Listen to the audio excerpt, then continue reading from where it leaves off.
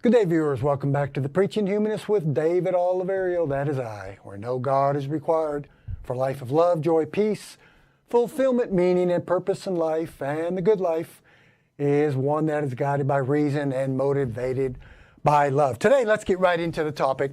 We're going to divide it into two parts. Part one and part two. Topic: belief versus knowledge. I know this is a very simple concept for most of you that are watching this, and most of you that watch this are normally or usually fellow atheists. And I would ask you to, if you would mind, to share this with some of your believing friends and those Christians and other religious people out there that may not understand the simple concept of a difference between belief and knowledge. Belief, accepting something as true, holding a particular opinion, or simply trusting. The Christian perspective, of course, if I may speak Christianese for a moment here, the Bible is filled with belief, believing in God, right? Versus actually knowing something to be true. If thou shalt confess with thy mouth the Lord Jesus Christ, and believe in thy heart that God hath raised him from the dead, thou shalt be saved. We know the famous John 3:16, for God so loved the world that he gave his only begotten Son, right? Whosoever believeth on him. So the scriptures are filled with believing. Now, does it necessarily mean knowledge? Not all the time. I've said this to Christians for years, those that I've discussed these topics with. Make a simple statement as you can believe something to be true all you want, but it doesn't necessarily make it true. To some believers, when I've made that comment, that is a very, very challenging statement for them, and sometimes incomprehensible. I was out hiking the other day, and I noticed several t-shirts. People wear t-shirts like I do, with different writings on their t-shirts. I noticed one the other day, just believe. I see this all around on bumper stickers on vehicles. Just believe, or believe in miracles. So, of course, religion is based upon belief and not so much on really knowing something. So, we will also discuss perception versus reality. What we individual humans believe or perceive to be true does not necessarily make that true, or does not necessarily imply that it is reality. So we're after truth and reality. I think most of us that have outgrown religions, we do desire reality. We do desire to know what is true and real. Propositions, assertions, claims are either true or false. Propositions are really not relative. Now, we can get into relativism, epistemological relativism, pretty deep topics. Not really into getting too deep on my channel. But when you make a proposition, my dear Christian friends, and you make assertions and claims, it's not going to be so much relativism, but it's either true or false. Fact is not relative. Now, if we're discussing relativism without absolutes, well, we can discuss morality, moral relativism.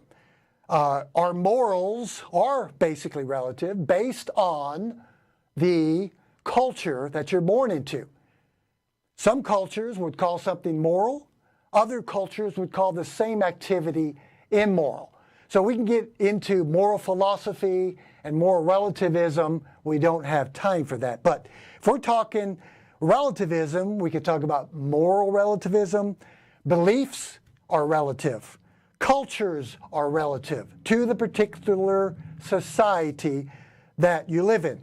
So what we're going to discuss today, if you make propositions and you make claims, which I hear all the time, that doesn't necessarily make it true. There is a difference of belief and there is a difference of knowledge. Knowledge, a little bit different than beliefs. Knowledge we know to be true. And the question I ask Christians all the time and believers, how do you know what you're saying is true? Sure, you're making a claim. Well, David, God created us in His image. Well, I ask Christians all the time, how do you know this is true? How can you prove to me, the skeptic, that this is true? Placing the burden of proof upon those making the claim. I don't have the burden of proof, the believer does. And when you make a proposition, we're not talking about relativism here. You have to prove to me that your proposition is true. And if you can't prove it, then it's false. There are some things that we know to be true. Unlike a friend of mine, a woman about a year ago, who is not a Christian, nor is she an atheist. She told me that if someone makes a claim, or if an object or a person is named, if something has a name, it must be true. Everything to her was relativism. So I said, you're saying to me that if it has a name, it must be reality and it must be true. And she said, yes. I said, okay, elves. She said, there must be elves because there's a name. Someone must have seen an elf and they named it. Okay. Santa Claus. Well, Santa Claus must be true because somebody named it. Beliefs versus reality, beliefs versus knowledge, my dear Christian friends, there's a big difference. I went on with this woman, on and on and on. I said, Bigfoot. Must be a Bigfoot. Someone named him. Some things we actually know in reality to be true. We know, we have knowledge of things to be true. For example, we know that our little planet Earth is a sphere. We know that. We don't just believe that it's round. We know that the Earth is a sphere. This is not relativism. This is knowledge. We also know that the Earth rotates on its axis, tilted at about a 23.5 degree. Help me if I'm wrong, my scientist friends out there. Every 24 hours, we know this to be true. It's knowledge, we know. We also know that the Earth revolves around the sun once every 365 days at a speed approximately, my physicist friends out there can help me and correct me if I'm wrong, anywhere from 40 to 60,000 miles an hour, round and round we go around the sun. This is called knowledge. There are actually some things we know to be true. Now let's discuss some of the examples that I run into and talks with believers, and also some examples about knowledge. First of all, I will discuss how is knowledge gained? How do we know things to be true? There's a method that we use as humanists, as rationalists, as atheists, as secularists. It's called the scientific method. Knowledge is gained through, obviously, evidence. It's wrong always, everywhere, and for anyone to believe anything upon insufficient evidence. So we look for data, we look for evidence. Another way knowledge, knowing, not just believing something, but knowledge is gained, is by experience. Something you experience over and over again. We learn that this particular thing we experience over and over again, after testing it and lots of experience, is knowledge. We know, not just belief.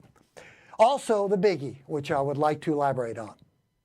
We also gain knowledge through and by experts and authorities of each respective field. Now, it's going to come right down to this. Christians and believers would say, well, it comes down to my expert versus your expert. It comes down to my professional against your professional. Who is right and who is wrong? So we gain this knowledge trusting, yes, trusting in human beings who have devoted their life, experience, understanding, knowledge, education, experimentation, observation, and constant questioning. That's how they receive knowledge and how we receive knowledge, following what they know to be true. For an example, let's use my late, wonderful, loving big brother. Back in April of this year, some of you may know, I lost my brother to cardiac arrest. He was a wonderful man, and yes, he was a Christian, and I do miss him dearly. I did a couple episodes on the funeral, wrote a song for him, and had a singer sing it, and we recorded it, and so forth. My brother Mark was an expert, filled with knowledge of cars, automobiles, more than anybody I've ever known. He wasn't 100% knowledgeable, but he knew a lot. He gained his knowledge through experience, years and years and years of working on cars, selling cars, financing cars, studying about cars, and everything humanly possible to know, every aspect of automobiles. He knew a lot about vehicles. He didn't just believe these things, he actually knew them. And when I needed to know something, I went to him, a man of experience and knowledge in his field. Another good example would be weather. Oh, I love to discuss climatology and weather with believers. And there's a reason I do that. I keep data in my iPhone with me. I'm quite the weather buff or science buff in some ways. I try to read it and keep up on it. I'm an amateur, a novice amateur, but I find it fascinating. I have talked to people that said they believe it's going to be a nice, warm day. Do they know? Have they checked data? Have they checked evidence? Have they checked professionals, experts in that field? So what I do, I get my iPhone out. I look up the zip code and I show what the National Weather Service, information and data given to us, the lay people, right, by professionals and experts in that field who go to work every day and do one thing, learn and communicate what the weather will be like. That's where we gain our information and knowledge from experts in the field. I had one woman, a friend of mine, a couple weeks ago, get a little bit upset at me. She was telling me where her mother and father live in another state, up north, about the weather up there and how she believes whatever her mother says is true about the weather. I said, well, let's hear what she says about the average high temperature in that particular state. I like to keep up with little data and facts and quantitative evidence. And this woman calls me data man because I like data and facts. So she said her mother told her that the normal high temperature was particular temperature and average rainfall was so much in this particular city. I've already read about this before by weather scientists, and I knew that what she was claiming and proposing was in error, was wrong. So she got upset at me and said to me, "Are you calling my mother a liar, David?" No, I'm not calling your mother a liar. I'm just saying she's misinformed. She hasn't looked at the data. She believes the weather is a certain way. So, went to the data, brought up her mother's zip code, looked at the data, and sure enough, she was off by 20 degrees on the average high temperature and off by 20 inches a year on the average rainfall. Much as I suspected, she never looked at data and facts. So, there are things we know to be true. We have knowledge of things, not just believing something. Oh, I believe, I believe. Well, there's a difference in belief and knowledge. Another area would be fitness, nutrition, and health. I, as a personal trainer, would hope to have experience, been doing it for decades and decades, certifications, and knowledge about how to remain fit and healthy as one ages. I would hope that people would ask me as a fitness professional, nutrition, fitness, and exercise, rather than their opinion or what they believe. I hope I'm getting across to you, my dear Christian friends. Now, what do my brother, or what does my brother, what does a meteorologist, and what do I all have in common? Well, we all are in different fields of expertise, but we also have knowledge of our particular field.